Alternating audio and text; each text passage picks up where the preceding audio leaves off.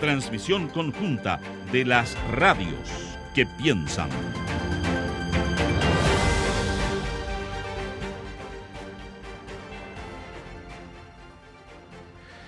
Bueno, son las 8:08 de la mañana. Estamos también durante estos días reinaugurando el trámite legislativo. Hay algunos proyectos de ley muy importantes para discutir y que habían quedado pendientes desde enero y que queremos conversar el día de hoy, y para ello saludamos y agradecemos a la diputada de Convergencia Social por la región metropolitana, Distrito 13, y presidenta de la Comisión de Hacienda de la Cámara, Gael Yeomans. ¿Cómo está, diputada? Muy buenos días. Gracias por poder conversar esta mañana. Buenos días, Patricio. Gracias por la invitación. Sí, bueno, para quienes no tienen tan buena memoria, igual los temas de la coyuntura periodística son tantos, ¿no? Así, en resumen, ¿cómo se nos viene marzo, diputada? Bueno, cargado con varias discusiones que son parte también de los debates que hemos visto de la agenda de gobierno, pero también de las necesidades sociales. Una de ellas, importantísima para nuestra comisión, es respecto al cumplimiento tributario. El proyecto de ley ya fue ingresado durante los últimos días del mes de enero y por lo mismo ya vamos a empezar, de hecho, hoy con las sesiones desde las 3 de la tarde para escuchar al ministro de Hacienda su exposición. Recordar también que hubo un amplio diálogo durante el año pasado, convocado por el gobierno, en lo que se llamó el Pacto Fiscal, en donde concurrieron todos los partidos políticos, y lo importante acá es que quienes se comprometieron a fiscalizar y a tener mayores herramientas para que quienes evaden y eluden fiscalmente sin cumplir con lo que está establecido en la ley, que es pagar los impuestos que corresponden, esta vez sí lo hagan y que el fisco tenga las herramientas para perseguir ese cumplimiento, sobre todo cuando estamos hablando de las rentas más altas del país. Sí, hay una cuestión que está como por encima de esto, hay que de alguna manera envuelto la discusión política, diputada, que es un paso a la ofensiva, en algunos casos muy agresivo de la derecha como oposición, luego del plebiscito del 4 de septiembre de 2022. De alguna manera el año pasado se caracterizó por eso, y una reflexión que parece todavía en desarrollo en la derecha, que tiene dos hitos importantes. Uno es el plebiscito de diciembre del año pasado y luego el fallecimiento repentino del expresidente Piñera. ¿Cómo vislumbra usted la disposición a alcanzar los acuerdos que antes tenían como una resistencia mucho mayor? Y se lo pregunto también porque la política ha seguido tan activa durante febrero, que uno también ya puede hacer su primer diagnóstico de cómo está viendo la derecha su propio quehacer, ¿no? Su propio rol. Bueno, ¿cómo lo ve usted? Sí, bueno, yo creo que habría que ver si realmente se puede distinguir, ¿cierto? Una derecha que se opone a todo, se opone a llegar a acuerdos para poder avanzar en elementos que son tan necesarios como, por ejemplo, una reforma de pensiones o también en estas materias tributarias, y una derecha que sí tiene esa disposición. Yo al menos pongo en duda porque hasta ahora eso no se ha demostrado en lo concreto. O sea, claro, cuando hablamos de la agenda de seguridad, lo que uno espera es que todos tengamos una aspiración de ir unidos en el combate a la delincuencia, y eso se ha demostrado en todos los sectores, partiendo por el liderazgo del gobierno. Uh-huh. Pero en las materias que son necesidades sociales no he visto ese compromiso. No lo he visto por parte de la derecha. O sea, la votación de la reforma de pensiones quedó claro. Y espero que eso cambie en la reforma tributaria, porque quería solo también precisar un aspecto. En el cumplimiento tributario se incorporan elementos que son exenciones que ya fueron consideradas durante el gobierno de Sebastián Piñera por el exministro Briones, que convocó a una comisión de expertos y que incorporaron varios de los elementos que ahora se plantean. Entonces, uno espera coherencia, ¿cierto? Pero hasta la fecha, yo en pensiones no lo he visto. En esta materia, ojalá que me sorprendan, pero hasta ahora no he visto esa diferenciación. Y creo que esa tensión es la que va a marcar también el ciclo legislativo. Sí. Bueno, el gobierno de alguna manera, lo comentábamos acá el año pasado, diputada, al hacerse cargo de las preocupaciones más habituales de la oposición de derecha, que tienen que ver fundamentalmente con reducir la evasión, hacer más eficientes los instrumentos tributarios, de alguna manera explicitó una disposición al diálogo. Ahora, hay otros aspectos que siguen generando algún tipo de duda y que a su vez es bueno explicar, diputada, porque lamentablemente, no me voy a extender mucho en esto, pero en general no hemos sido lamentablemente muy formados en general en economía, entonces a veces cuesta seguir estos Ujú. debates, por eso estas entrevistas tienen que ser también, pienso yo, un poquito pedagógicas. Totalmente. Sí, Sí. hay algunos asuntos que son bien relevantes, como por ejemplo esta idea que tiene el gobierno de ir eliminando, reduciendo las exenciones, ¿no? Ahí quería Ujú. pedirle que nos explicara por qué esto es relevante y si nos puede poner algunos ejemplos los más didácticos posibles de por qué para el gobierno es importante avanzar en esta dirección. Sí, bueno, lo primero, respecto solo a la disposición de la derecha, yo sé que el rol del gobierno siempre va a ser el tratar de consensuar, de hacer llamados a construir acuerdos, para que en el fondo el buque ande y para Sí. que los proyectos legislativos logren su término. Pero yo lo que veo en el trámite legislativo es que esos esfuerzos no son correspondidos. La disposición al diálogo, a participar en las mesas, hasta por ahí nomás. De hecho, es más, el ministro de Hacienda ha convocado a los partidos de Chile Vamos, pero a las últimas mesas de este tema, del tema tributario, han asistido solamente Bópoli. Entonces, y los otros partidos no. Yo espero que eso cambie, pero hasta ahora la demostración de tener disposición a tener proyecto de ley, a tener reforma de pensión, a tener reforma tributaria, se hace con los votos. Y los Ujú. votos han dicho otra cosa. Entonces, pongo eso solamente como Sí. salvedad, entendiendo que el gobierno tiene un rol, pero también hay que ser transparentes con la ciudadanía respecto a la posición política que ha jugado la derecha, que podría ser otra. Ujú. Y ya en lo más pedagógico, ¿cierto?, respecto a la reforma tributaria como tal.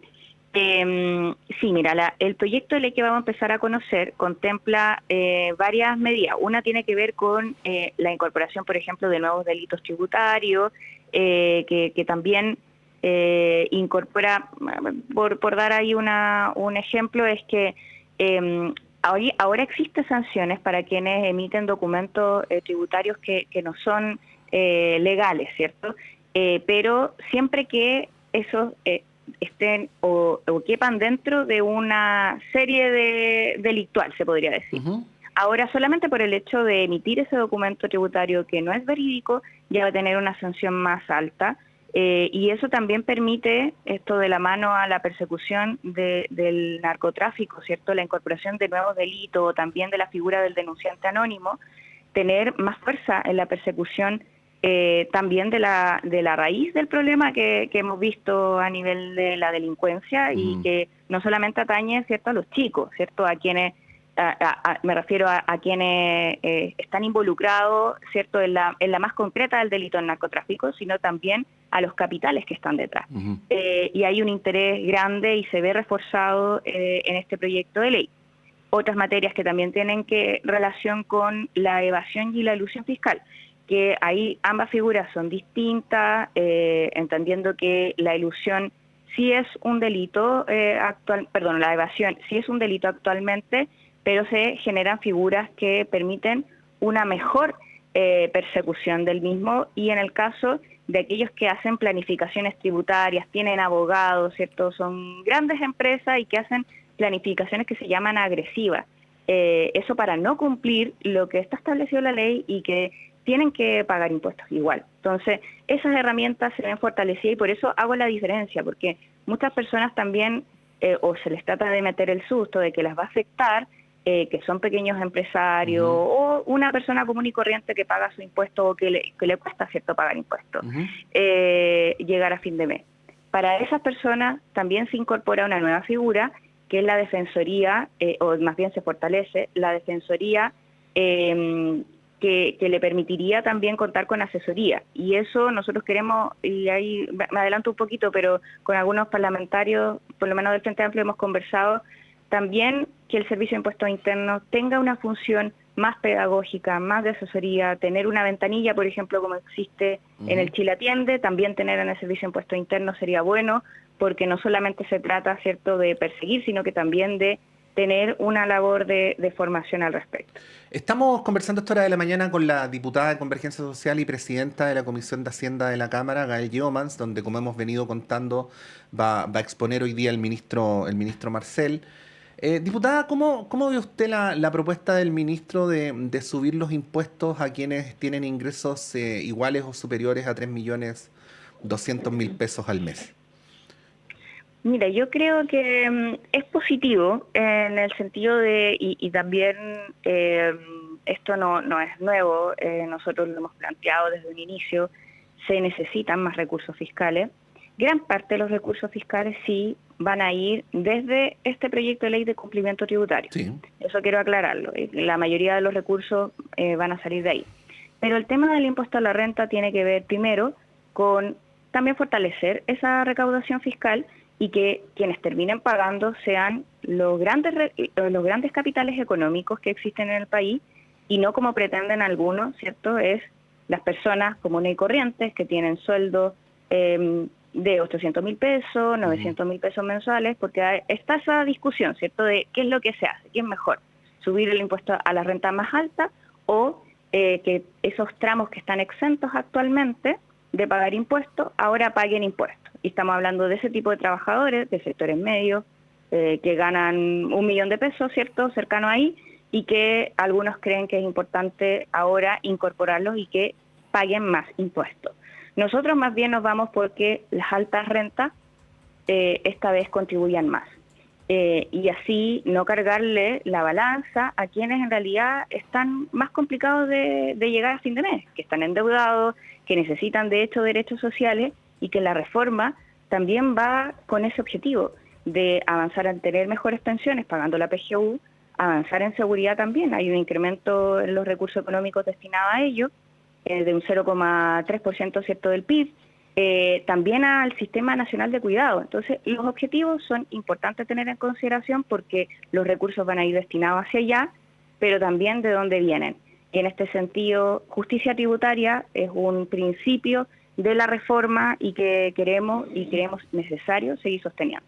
Sí, ahí hay algunos parlamentarios que no parecen muy convencidos, ¿eh? Porque, bueno, yo los argumentos que he leído, visto y escuchado, diputada, uno es que 3.200.000 todavía podría ser clase media, ¿no?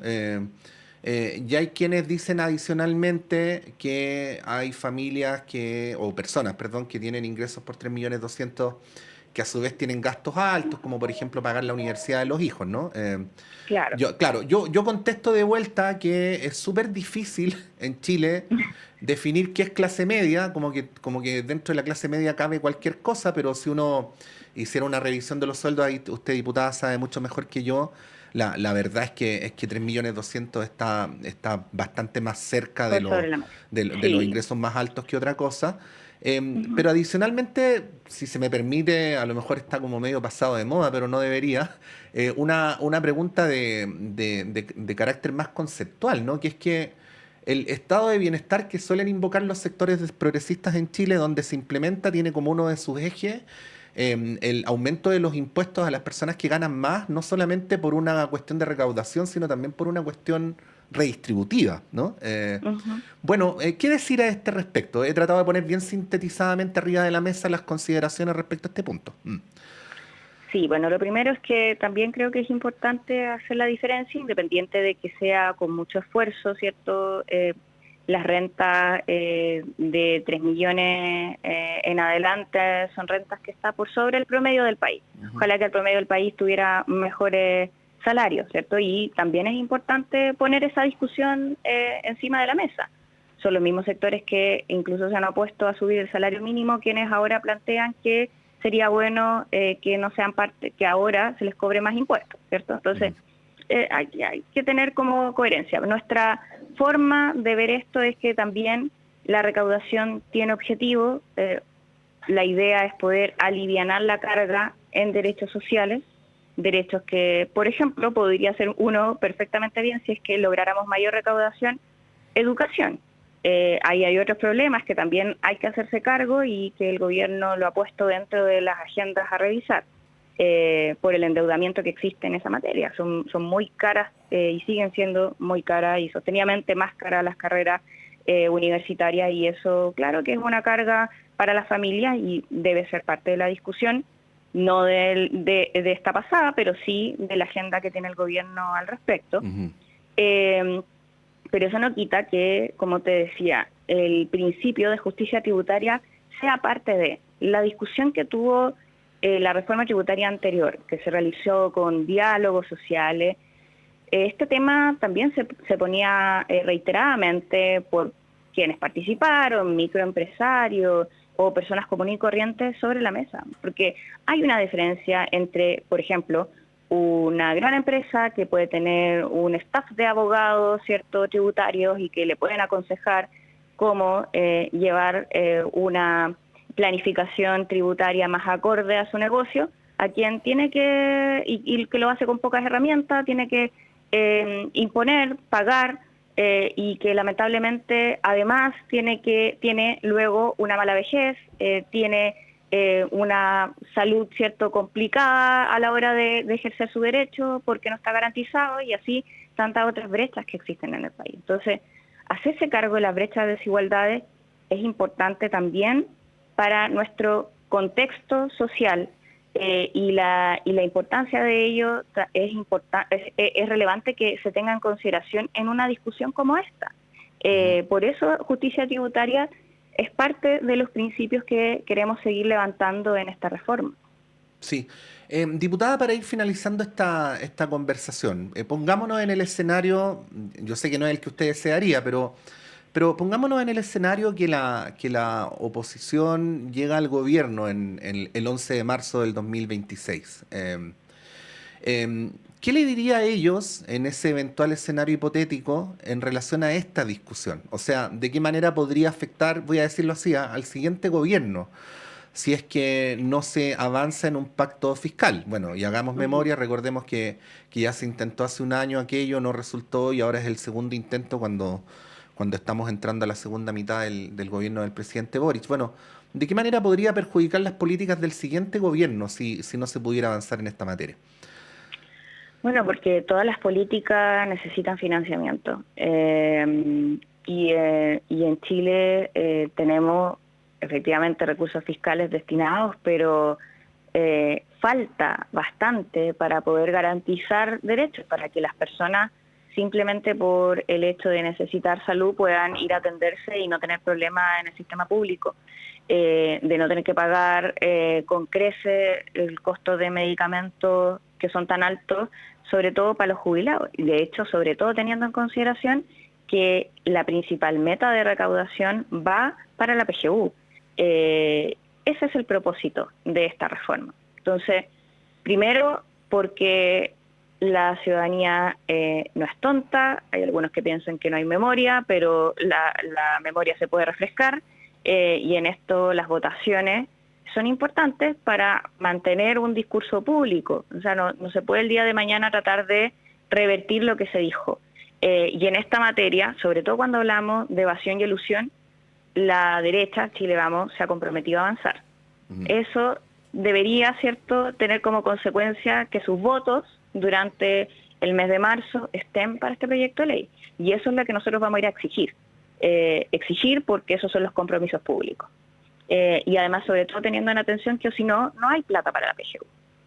Si no hay reforma en esta materia, si no hay ley sobre cumplimiento tributario y el mejoramiento de los mecanismos de fiscalización, no va a haber aumento de la PGU. Es así de simple. Entonces, y esa es la responsabilidad con la que va a tener que cargar Chile Vamos si es que no aprueba esta reforma. Diputada Gael Youmans, presidenta de la Comisión de Hacienda. Le iba a decir que tenga un buen día, pero siendo este el super lunes también en el Parlamento, que marzo le sea leve, diputada. Eso. Muchas gracias. Ya, pues. Sí, bueno, también espero que tengan un buen mes ahí en la radio Universidad de Chile. Un abrazo. Gracias, diputada. Ahí estaba Gael Yeomans, militante de Convergencia Social, diputada por el Distrito 13, Comunas del Sur de la región metropolitana y presidenta de la Comisión de Hacienda, adelantando el pacto fiscal, que es el título genérico que en realidad se le ha dado a una serie de proyectos que están siendo discutidos por separado para poder generar los acuerdos necesarios que lo hagan viable, y que va a tener como primer hito la exposición del ministro de Hacienda hoy, luego de que el presidente, en la reunión del viernes pasado, ya entregara algunos de los lineamientos con los cuales se va a trabajar en estos asuntos. 8:28, vamos a hacer un breve alto y a la vuelta continuamos con las conversaciones en Radio Análisis.